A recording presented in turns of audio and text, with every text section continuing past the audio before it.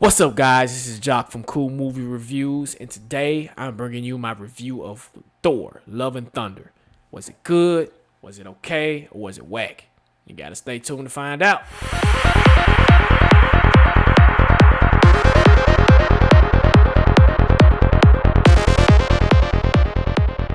Guys, and like I said, today I'm bringing you my review of Thor: Love and Thunder, which officially hits theaters on July the 8th, which is tomorrow, which is Friday. And this movie actually stars, it's directed by Taika Waititi, and it stars Chris Hemsworth as Thor. Jane Foster is played by Natalie Portman. And Tessa Thompson plays Valkyrie, and Taika Waititi plays Korg. So these are some of our key main cast members. And if you're new to my channel, welcome to my channel. Hit that like button when you come in, hit that subscribe button when you come in, and leave a comment. It does go a long way, so I really appreciate it. And also put your opinion in there. If you don't like my reviews, let me know. I love the banter, so thank you. So just a brief synopsis on this movie. This is Thor. This leaves off from Thor Ragnarok. And it really leads off from Endgame. So if you've seen any of the MCU movies, you know that's where last time we seen Thor. He was fat Thor, out of shape, depressed, living in New Asgard. He wasn't terrible. So this is kind of a continuation of that particular piece of Thor. So this is going to be a non-spoiler review. Now, guys, how I do my reviews, if you're new to my channel, is I review on a 3 grading scale. Some movie reviewers or show reviewers do that on a 5-star rating. I do mine's different. I grade mine's to where if this movie is really, really good, you must stop everything and go see this movie ASAP. If this movie is just okay, it's a matinee, you can catch it just on a cheap day or streaming, it's okay. This movie's okay. You don't have to drop everything you're doing. And my third way I grade is if this movie is whack or a show is super whack, where I don't recommend watching this. Don't waste your time. Just don't waste your time. I wasted my time watching it, so you don't have to do it. So that's how I grade my movies and shows. So without further ado, let's get into some things that I liked about this movie. Okay, did I like anything about this movie? Yes, I did. So one thing I liked is the visuals, okay? And what I mean by visuals, if you're new to movies, how the movie looks, right? How aesthetically it looks. The color palette was amazing. Taika Waititi does a very good job at capturing colors and that Jack Kirby style of things. And he did it in Ragnarok, and he's done it in Love and Thunder. And I really, really like that. It's pretty dope, man, of the way the colors came. When they was on the, it's not a spoiler, but if you look at the trailer, when they're in the God realm, as they call it, the gold and the pristine, and it looked godly. Let me say, it looked real good. And a lot of this was filmed on an LED green screen, so I was pretty impressed with that. Some of the visual effects were clanky, but other than that, it really wasn't that bad. And it really wasn't a eye catcher, because some visual effects can be a eyesore. But shout out to the VX team, man, for really, really capturing that glow. Two, I like the Natalie Portman as Jane Foster as Lady Thor.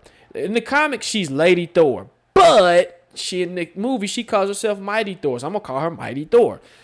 She did a real good job, man. Jane has earned this particular role of being Thor. She's put in work in the MCU from Thor 1 to now. And I'm just proud of how Natalie Portman has gotten her shot again. And because at one point, Natalie Portman stopped. She didn't want to do MCU movies anymore. She just wasn't feeling it. That's just like how she did the Star Wars movies. But she did a good job, man. And if you get a chance, check it out, man. She did a really, really good job. And her story arc in the movie, I can't give no spoilers, but it holds big weight, and it's something that happened in the comics that Taika Waititi implemented in this movie. So good job.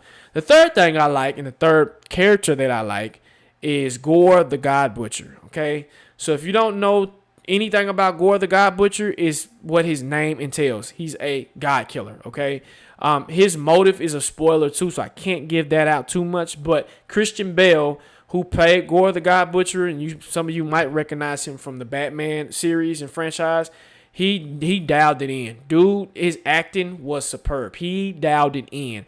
And when he was on screen, I stood up and I was like, wow. Christian Bale never fails. His acting is remarkable. So shout out to Christian Bale.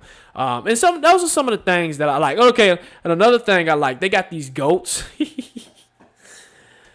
Woo! They got these goats in this movie, okay? There's 2 goats. And they're in the comic book, they're Thor's goats. Like these goats really do stuff with Thor. And in Norse mythology, I think they have something to do with Norse mythology. And if you don't know what Norse mythology is, it's basically the just how you got Greek mythology, you have Norse mythology, which that basically does anything with like the Vikings and stuff. So it's a little brief history lesson. But these goats got on my nerves at first, but throughout the movie, that's all they did was scream. It was funny. So I said, shout out to them goats and whoever played them goats. Good job. So those are the things I like. Now, Jock, did you have some things you didn't like? Oh, yes, I did. Let's get into it, man. So one thing that I didn't like, this storyline, the writing, it was okay. To me, it was too much comedy in this movie, okay? Something that I like about Thor Ragnarok had a balance. It had comedy, but it also had seriousness to it, too. It had stakes. It had, oh my God, Thor's about to do this. Man, what's going to happen next? In this whole movie, I didn't feel any stakes. I didn't feel like anything was in danger. Every 5 minutes, there was a joke told. Some jokes landed, some didn't. There was one joke in here that I was like, okay, come on, y'all. That's super childish. In that particular moment, that was childish, okay? I didn't like it. Like I said, too much comedy, okay? 2, Thor, okay. In Thor Ragnarok, I felt like Thor kind of found himself. In this, I feel like they dumbed Thor down to so much. He's so stupid. Like, dude is like dumb in this movie. Like, he's hella dumb. And I don't like why they did that.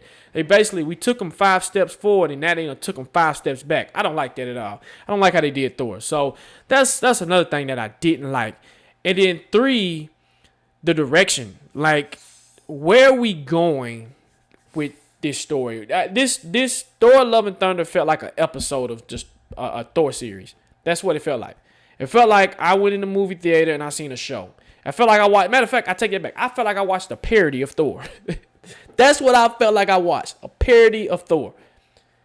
And I'm like, okay, what's really going on? And then how it ended.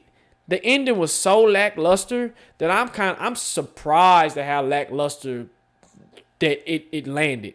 And I'm surprised that Kevin Feige let that actually fly like he did. Hopefully they got something big planned, but the way the Phase 4 is going, I don't know what's going on with Phase 4. But I don't like it, okay? And that's a whole other video. I made a video on my channel about is Marvel dying, right? Or is it dying? And that's when I did my Doctor Strange review. And I kind of was like, not really, but it's still kind of weak.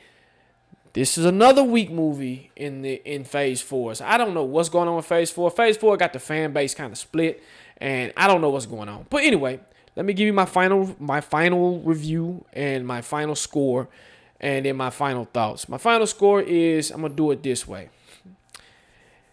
If you are a fan of Marvel and you like Thor, and if you like Ragnarok, go see this movie. It's a must go. Go see it now. Stop everything you're doing or go see it tomorrow. Or go see it Saturday. Let's go. But if you're a casual fan, and if you're looking for something different in Phase 4, and you're not a fan of Phase 4, if you're not a fan of the Disney shows, if you're not a fan of the new the Doctor Strange or any of the new material that's coming out, don't go see it. Don't waste your time going seeing it just yet. Me personally, I had a good time. It was a fun movie. Would I watch it again? I would literally have to sit on this tonight and probably tomorrow to see. And once it comes out on streaming on Disney Plus, will I watch it again? I might, but it's not really a rush for me to go watch it again. So that's my final score. My final thoughts is Phase 4 needs to figure out a direction. Okay, they need to figure out a direction and pick it. Phase 1 through 3 had a direction. We knew where we was going. We knew that the train was going straight. I don't know if I'm going straight. I don't know if I'm coming. I don't know if I'm coming back. I don't know where we're going with this. Okay, I have a theory of about this whole phase, but like I said, if you want me to make a video like that, put it in the comment section and we can definitely chop it up, right? So with that being said, oh, by the way, before I go, there are 2 credit scenes. There are 2 after credit scenes. There's one as a mid credit scene, there's an after credit scene.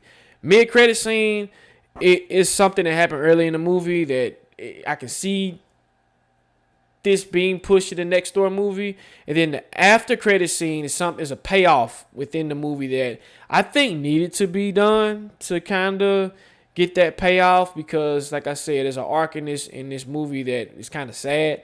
But anyway, those are my final thoughts, guys. Like I said, if you're new to the channel, like the video. And even if you're not new to the channel, please like the video, share the video, leave a comment. And guys, I am out. Next review will be Nope by Jordan Peele, so be on the lookout for that. But anyway, y'all enjoy your evening, and peace.